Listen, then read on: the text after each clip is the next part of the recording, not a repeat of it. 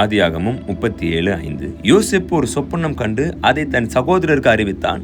அது நிமித்தம் அவனை இன்னும் அதிகமாய் பகைத்தார்கள். தேவனோடு அதிகமாக நெருங்கும் பொழுது பரலோகத்தில் இருக்கிற தேவன், பரலோகத்தில் இருக்கிற பிதா உங்களுக்கு தம்முடைய வல்லமையும் தம்முடைய சித்தத்தையும் தம்முடைய ஆசீர்வாதத்தையும் அடுத்து உங்களுக்கு கொண்டு என்ன செய்ய போகிறார் அது தரிசனத்தில் சொப்பனத்தில் காமிப்பார். ஆனால் பிசாசு என்பவன் சும்மா விட மாட்டான். மனிதர் மூலியமா அதை அழுத்துவான்.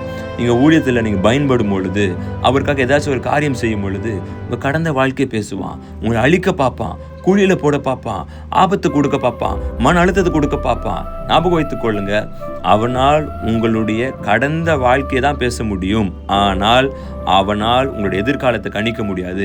எதிர்காலம் யார் கையில் இருக்குது என்றால் கிறிஸ்துவின் கையில் இருக்கு. நீங்களும் நானும் அதை நோக்கி ஓடுறோம்.